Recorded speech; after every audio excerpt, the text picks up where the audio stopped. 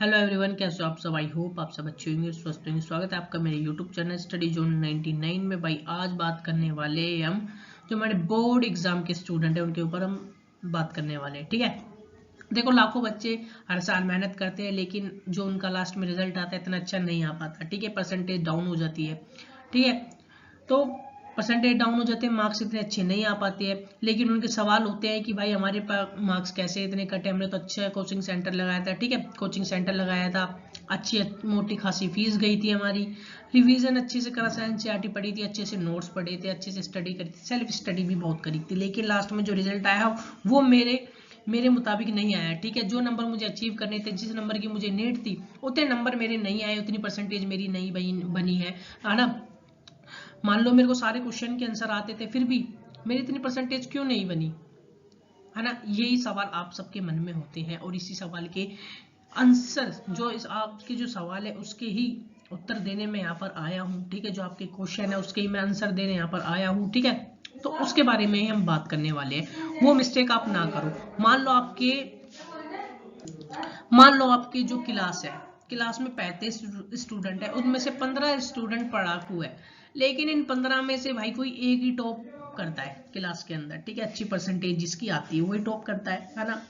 ये बात तो क्लियर है भाई। लेकिन वो टॉप क्यों करता है? वो 15 बच्चे थे, उन 15 बच्चों को भी उन सेम क्वेश्चन के सेम आंसर आते थे, लेकिन इनमें से एक बच्चे क्यों टॉप कर रहा है, उसकी क्यों अच्छी परसेंटेज आ रही है। ठीक है, चेकर ने उसको ही क्यों अच्छे नंबर दिए। तो वो गलती आप करते हो। ठीक है, मैंने क्या बोला, जो टॉपर है, ठीक है, वो गलती वो नहीं करता जो गलती आप करते हो। ठीक है, उस गलती से आपको बचना है और अपनी जो मेहनत है, ठीक है, तो देखो जो गलती आप करते हो ना वही गलती वो लड़का नहीं करता है। ठीक है, जो आपकी क्लास में जिनने भी टॉप किया, ठीक है, तो वो क्या गलती आपको जो नहीं करनी है, ठीक है, उसको ही मैं यहाँ पर बताने वाला हूँ, इसलिए वीडियो बन रही है भाई। ठीक है, जो इस वीडियो का मोटिव है यही है। चलो स्टार्ट करते हैं। सबसे पहले स्टेप वन में मैं आपको बता रहा हूँ कि जब भी आप अपने क्वेश्चन का आंसर लिखते हो तो अपने जो अपना आंसर है, जो आपका आंसर नंबर है, ठीक है, उसको टॉप में लिखना है। उसको क्या लिखना है? टॉप में लिखना है। और जो आपका लिखने का तरीका है ना, जो आपकी जो आपकी प्रेजेंटेशन है, ठीक है, जो आपका लिखने का तरीका है आंसर को, जो आपसे क्वेश्चन पूछा गया है, ठीक है, क्वेश्चन का आंसर जब आप अपने आंसर शीट में लिख रहे हो, बाकियों के मुकाबले वो तरीका अलग होना चाहिए। कैसे होएगा भाई वो अलग तरीका भी मैं बता देता हूँ। सबसे पहली बात, आपको टू द पॉइंट आंसर देना है। टू द पॉइंट आंसर देना है पैरा बना के। फिर उसको भाई पॉइंट में डिवाइड कर देना है आपको, 1 point, 2 point, 3 point, 4 point, 5 point, 6 point, 10 point, कम से कम 10 पॉइंट्स। ठीक है, चेकर आपके पॉइंट्स ही पढ़ता है। ठीक है, पैरा पढ़ने वो नहीं बैठता है, इतना टाइम किसी पर नहीं होता है। ठीक है, वो आपके पॉइंट पढ़ेगा, पॉइंट्स पढ़ेगा, क्योंकि पॉइंट्स ना आपके टू द आंसर होने चाहिए। ठीक है, कोई हिरा फिरा के बात वहां पर मत करना। तो टीचर क्या है, इसको सीधा पढ़ेगा, आपको नंबर देगा। ठीक है, एक अच्छा इंपैक्ट पड़ेगा टीचर पर। और हेडिंग में आप अपने आंसर नंबर लिखते हो ना, तो उससे बहुत अच्छा इंपैक्ट पड़ता है टीचर को। ठीक है, उसको पता है कि जो स्टूडेंट है बहुत होशियार है, टू द आंसर लिख रहा है। ठीक है, पॉइंट में आंसर बनाए हैं। ठीक है, पॉइंट में आप बताया, मतलब कि टीचर को इतना ढूंढना नहीं पड़ा है। ठीक है, जो उसको जो आंसर आपने लिखा है इतना ढूंढना नहीं पड़ा है उसको। ठीक है, आपने पॉइंट में वो आंसर बता दिया है, लेकिन आपको पैरा भी लिखना है, मैं पहले बता रहा हूँ, उसी पैरे में से आपको पॉइंट्स बनाने हैं। ठीक है, वो पॉइंट्स पढ़ के आपका टीचर जो चेकर है आपको नंबर देगा। और लास्ट में निष्कर्ष निकालना मत भूलना। ठीक है, निष्कर्ष इज अ वेरी इंपॉर्टेंट। ठीक है, चलिए स्टेप 2 के बारे में बात करते हैं। Time manage. आपको अपना टाइम मैनेज करके चलना है। अब ये कैसे होगा मैं बताता हूँ। सबसे पहले आप अपना क्वेश्चन पेपर जब भी खोलते हो तो आपको क्वेश्चन को 3 कैटेगरी में बांट लेना है। ए कैटेगरी जो आपको 100% क्वेश्चन आते हैं, बी कैटेगरी जो आपको 50% आते हैं, सी कैटेगरी जो आपको 20% क्वेश्चन आते हैं। ठीक है, इससे क्या होगा भाई, जो 100% क्वेश्चन आते हैं ना, सबसे पहले उससे लिखना है आपको, उसके बाद जो 50% आते हैं, जो लास्ट में 20% आपको क्वेश्चन आते हैं, ठीक है, उसको लास्ट में अटेम्प्ट करना है, लास्ट में लिखना है। क्योंकि जो आपको 100% क्वेश्चन आते हैं ना, आप उसको लिखते हो, जो आप बिल्कुल लिखते हो कि हाँ इसका आंसर मैं लिख सकता हूँ अच्छे से, तो इससे टीचर पे क्या है कि टीचर कहता है कि भाई बहुत होशियार बच्चा है, इसको अच्छे से नंबर देने चाहिए, ठीक है। उसके बाद 50% जो आपको 50% क्वेश्चन के आंसर आते हैं, ठीक है, उसको पहले एक जो ए कैटेगरी है, 3 कैटेगरी में बांटना है क्वेश्चन को, ठीक है। A category, B category, C category. पहले ए कैटेगरी वाले क्वेश्चन लिख लिए जो आपको 100% आते हैं, जो फिर उसके बाद बी कैटेगरी जो आपको 50% आते हैं, उसके बाद सी कैटेगरी, ठीक है।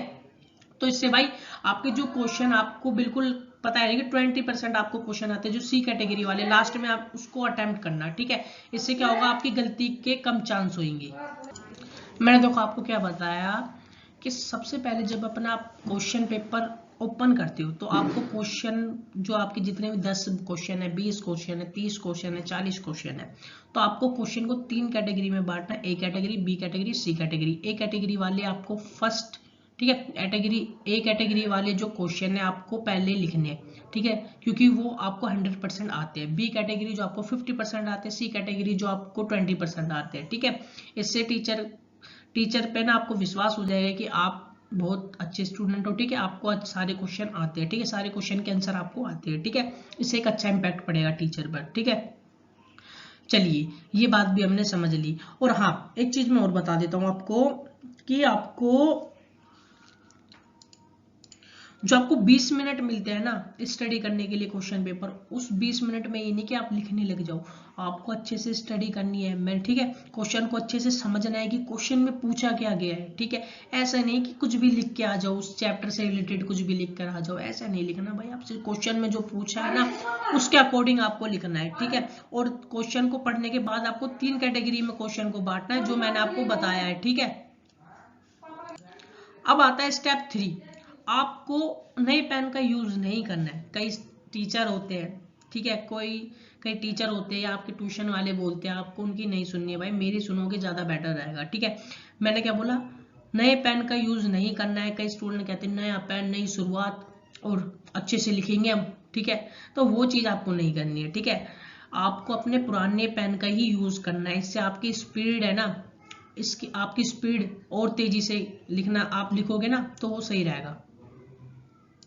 देखो स्टेप 3 में मैं क्या बता रहा हूं आपको कि आपको नए पेन का यूज नहीं करना है। कई स्टूडेंट कहते हैं कि नए पेन से हम अच्छी तरह से लिखेंगे, लेकिन ऐसा नहीं होता है, आपकी इतनी स्पीड नहीं बन पाती है, ठीक है। नए पेन से आपके जो पुराने पेन होते हैं ना उससे आप ज्यादा स्पीड में लिख सकते हो, ठीक है, ज्यादा स्पीड में लिख सकते हो। आपको अपने पुराने पेनों का ज्यादा यूज करना है, ठीक है। मैं पहले बता रहा हूँ, पुराने पेन का यूज करना है आपको, ठीक है। 100% ये लिख लो अपने को, अपने पुराने पेन आपको यूज करने हैं, ठीक है, इससे आपकी स्पीड बनी रहेगी। 4th स्टेप, आपको ओवर राइटिंग नहीं करनी। ओवर राइटिंग एक सबसे नेगेटिव इफेक्ट डालती है किस पे, टीचर पर, जो चेकर होते हैं ना उस पर, ठीक है। तो एक नकारात्मक, ठीक है, मैं क्या बोला, नेगेटिव इफेक्ट डालती है एक ओवर राइटिंग। आपको मैंने क्या बताया, 4th स्टेप में आपको ओवर राइटिंग नहीं करनी। ओवर राइटिंग से आपके नंबर कट होते हैं। ऐसा भी नहीं कह रहे कि बिल्कुल सजा के लिखना, ठीक है। 4th स्टेप मैंने आपको क्या बताया, आपको ओवर राइटिंग नहीं करनी है। ओवर राइटिंग से आपके नंबर कट होते हैं। ओवर राइटिंग एक गलत इंपैक्ट डालती है टीचर पर, ठीक है। ओवर राइटिंग आप करते हो ना, तो ऐसे नहीं कह रहा मैं कि बिल्कुल सजा के लिखो, फूल बना के लिखो, पत्तियां बना दो, लकीरें खींच दो, नहीं भाई, ऐसा बिल्कुल नहीं करना है आपको, ठीक है। ये तो और नंबर कटेंगे आपके।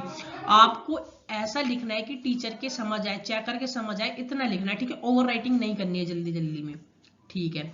अब आ जाओ स्टेप नंबर 5, आपको जो भी आप लिखते हो उसको ज्यादा काटना नहीं है। मान लो आपने कुछ गलत लिख दिया तो उसके आगे से लिखना स्टार्ट कर देना है आपको, ठीक है। उस चीज को कट नहीं करना है, ठीक है। कट करोगे, ठीक है, तो आपकी जो आंसर शीट होती है ना, अलग ही कीड़े से रैंक के दिखेंगे आपको, ठीक है। तो टीचर को बहुत गंदा इफेक्ट डालती है, वो चीज आप मत करना। मैं आपको बता रहा हूँ, यही गलती आप करते हो ना तो आपकी परसेंटेज मैं बता रहा हूँ नंबर कम आएंगे। पहली मैं आपको ये चीज पहली क्लियर करके चल रहा हूँ भाई मैं आपको, ठीक है।